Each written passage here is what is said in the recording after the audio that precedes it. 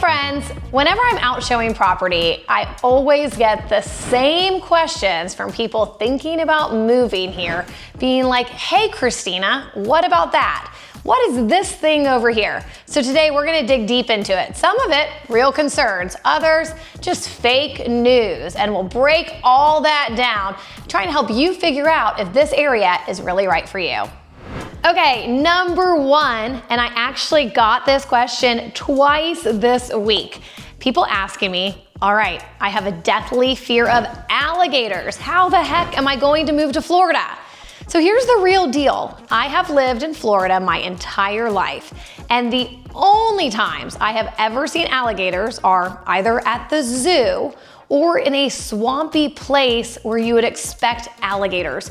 And all you do is kind of see their head poking up. I was telling someone today, I have lived here. I also lived in Tampa. I've lived kind of all over Florida. Never once has anyone I know ever gotten chased by an alligator. Never has anyone I know had their animal be attacked by an alligator. It's just something that we really don't deal with here in the Pensacola area. That being said, yeah, there are some swampy areas, and maybe you hear about old Bodie, the alligator that's been there for years and everyone knows about him. He's almost like the resident alligator, like in a national state park. But as far as just walking down the street and seeing an alligator, hasn't happened to me, hasn't happened to any of my friends. It is not something that crosses our minds often. I remember someone once telling me, and I didn't even learn this in school, they're like, hey, you know, kids in Florida from a young age, they're taught how to run from alligators. You have to run in zigzag pattern. Well, I'm gonna tell you that right now, that's fake news. I was never taught that. I've never had to run from an alligator, so you can just put that out of your mind, not gonna be an issue here.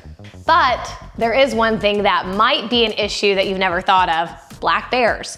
We see quite a few black bears in the Gulf Breeze area, and then we get random reports of them popping up in Milton and in Pace, Perdido Key. That being said, those go viral on social media, so you see it like crazy. Also, true story from me, I've never seen a black bear other than at a zoo. I haven't even seen them in swampy areas. However, some of my friends have, and they've shown me the photos. I've never known anyone personally who's ever had their animal be attacked by a black bear. They're just hungry. They're hungry and they're looking through your trash, trying to go get a meal. And that's typically what we see. But I want you to know that if you're moving here and you have a deathly fear of bears, I'm probably gonna tell you, hey, they're an issue in this neighborhood in Gulf Breeze. Or yeah, I've heard that, I've seen that there. So I'd rather you know than not know. But yeah, don't worry about the alligators, but you might wanna keep an eye out for bears. All right, number two, I get this one all the time. Hey Christina, I really want to move to Florida, but I heard your HOAs are crazy. Well, there's two sides to this story. Most neighborhoods around here, yeah, they have an HOA. It means they're gonna keep up the common areas. They're gonna mow it. They're also gonna make sure your neighbor doesn't paint the next house pink. It's an HOA where you're looking at maybe $100 to $200 a year. If they feature a community pool and tennis courts, maybe it's closer to like $500 to $800 a year.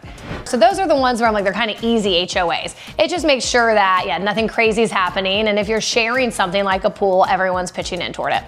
However, if you are going to a condo, that is where we see those crazy HOAs.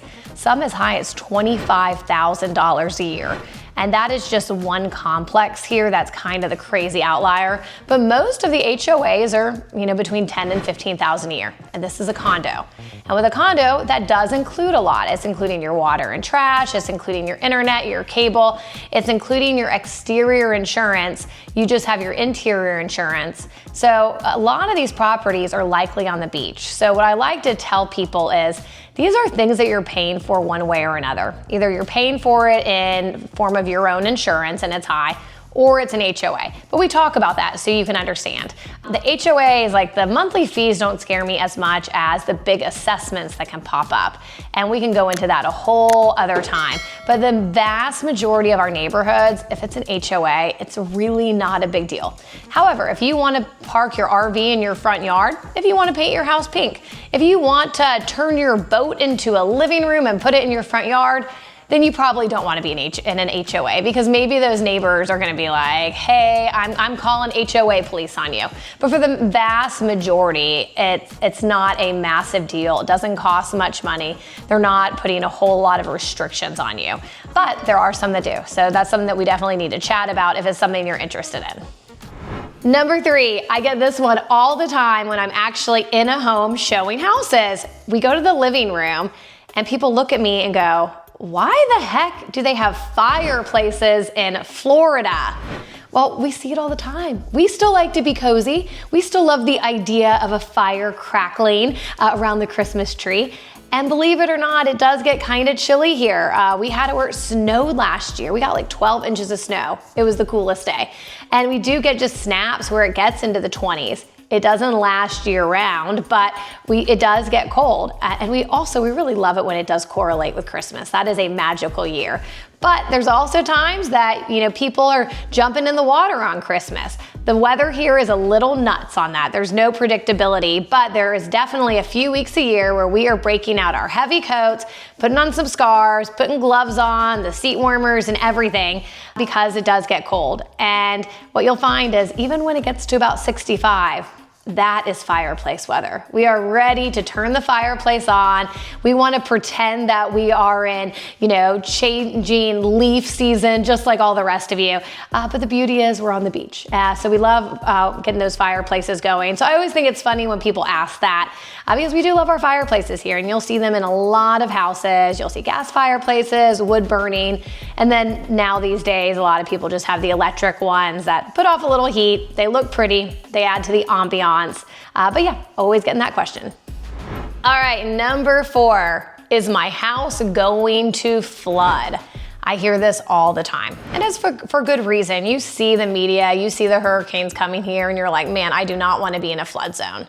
Well, here's the good news. Probably about 95% of our area is not in a flood zone. So let me explain what that means. So pretty much the way, the flood maps work, every single area has a zone. If you are in zone X, that means that it is not required by your lender to carry flood insurance. So when people are asked saying, I don't want to be in a flood zone, what they really mean is, I want to be in zone X. And the vast majority of our area is in zone X. But then there are other zones. There's zones AE and VE. Those areas are the ones where you do have to have flood insurance for your lender. And then there's just a whole range of what they can cost. We've seen some flood policies that are $10,000. Some of them are only $300. So you really have to look at it, look at the history, look at what's happened. And being a local here, living through the storms, I was literally a news anchor covering these storms. I have a good idea of what areas take on more water versus others. And a lot of the new homes are built up. So that is not as much of a factor. They're building it up. They're going at a higher elevation. So it's not as much of an issue for them. But we talk about that. If you say, man, I don't even want to think about it. I don't want an A or a V in front of my flood zone. We can make sure you're there. So that's a huge thing. So don't think, oh, hey, I'm moving to Florida. That means I'm probably going to be paying a lot for flood insurance and I'm going to be in a flood zone. That's not the case. And the crazy thing is, there's even areas on the beach or in areas that you think would definitely be like flooding areas that aren't in that flood zone. So they're in X, just kind of depending on where they are on the lot. And we go through all of that with you. Something that people do is something called an elevation certificate. The surveyor goes out there and determines the elevation you're at. So if you're really concerned about it, we can go, hey, here is your exact elevation. So yeah, a lot of people, they're concerned about flooding, and the good news is moving to Pensacola area, the vast majority, Milton, Pace, most of Pensacola, not in a flood zone. Here is another one that is wildlife related. What about the sharks? Are there tons of sharks in the water? Honestly, yes, there probably are. However, again, not something I experience on a daily basis. We see tons of dolphins. So that's typically more what we're seeing is somebody sees a dolphin pop up and they go, oh my gosh, is that a shark? And it's not. Dolphins do this, where sharks, I guess, do this. At least that's what someone told me, because I haven't seen any sharks. But every now and again on social media, you'll see something being like, oh my gosh, look at this drone shot we got where we can see all these sharks. Down the way out in 30A a few years ago, a girl, was attacked by a shark. And I remember my husband being really freaked out. But then I told him, I'm like, how long have we lived here? And this is the first time we have heard about an incident like this happening. According to all the locals, they're like, hey, the sharks are more afraid of you than you are of them. So yeah, it has not impacted my day-to-day life. I swim in the Gulf all the time. I have no fears whatsoever. No one I know has ever been attacked by a shark. No one I know personally. I do know sometimes out at the pier when people are fishing, they catch sharks. They catch little baby sharks and stuff. So that's probably my only experience really seeing them.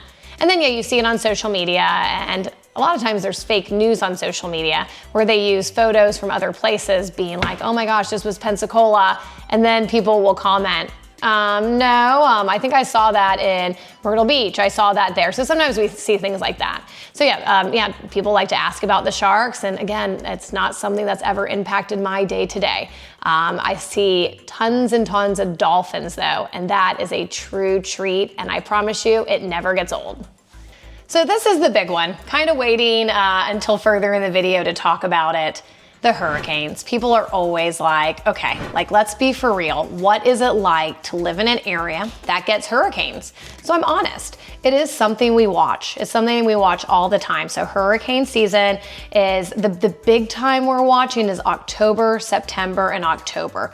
That's really where we're sitting more on pins and needles. So anytime anything is mentioned anywhere off the coast of Africa, people are talking about it, they're posting on social media, so it can cause some anxiety.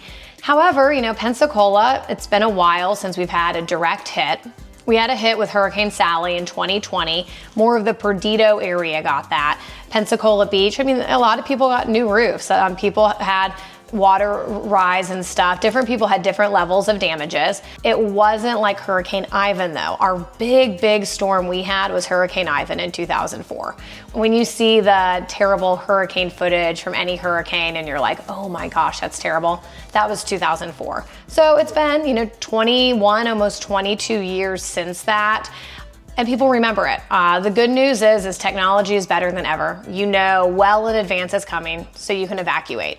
This community really comes together as far as sandbags and just helping each other out. Neighbors helping each other, people share, hey, put food in my fridge, I have a generator, that sort of thing.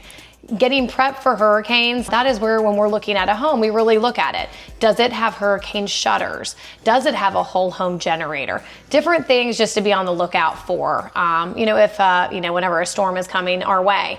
And then, if it's coming right here, everyone evacuates. They know to do that. They don't mess around, knowing, hey, if we have a direct hit, we need to get out of here. And we watch the weather like crazy. Don't mind my cat here. And then there's tons and tons of Facebook pages that we follow just, to see hey, what does he know that I don't? And so we do have that. Fortunately, 2025 was a good year. No major storms, at least, that came to Florida. There were some that went other places. Something we know about, something that we live with, it's kind of just the price to pay in paradise. And a bunch of us were talking about it the other day, just thinking, all right, Charleston got one this year. There's some things where you go, you know what, I'm gonna live there anyway. And when that comes, I'm gonna deal with it, because all different areas have their different types of how Mother Nature impacts it. Our area just has the hurricanes. All right, last but not least, what is the deal with Florida drivers? Are they really that bad? Oh geez, probably. Honestly, whenever I've been here so long, I'm probably not the person to ask because they don't seem that bad to me. But whenever I meet someone that moves here, they're like, oh my gosh, you guys are awful. So I guess when we see a yellow light, we speed up, which I thought was normal. I really did. But an agent on my team who moved from Indiana, he was like, Christina, that's not normal. You're supposed to slow down. So I might be the quintessential Florida driver here. We're laid back. We're going to the beach. I don't know why that's the case. And also the Florida man, all the stories about that. Again, my friends aren't like that. I'm not like that, but those stories always seem to go viral, and I don't know why. But not many of them from Pensacola. I think that's the whole central part of the state. That's its own like special little category. Pensacola is truly special. We love this entire area. And you know what you'll find here is you'll find Southern accents. You're gonna find a lot of Southern hospitality. When people ask me like, oh, Pensacola, you know what? I have an aunt that lives in Miami. I just laugh because I'm like, you understand that's like a 10-hour drive. We are like way closer to Alabama than we are really anywhere else in Florida. We're right here on the Alabama state line. We're close to Louisiana, so we get a ton of people from Louisiana that want to invest here and live here. And a lot of just, that Southern charm has bled its way here, and people are gonna ask you over for a barbecue. You have neighbors who are truly neighbors. They're good people. They want to help you out. They love it. You got people that love to go to church. You got people that, love seeing friends at ball fields.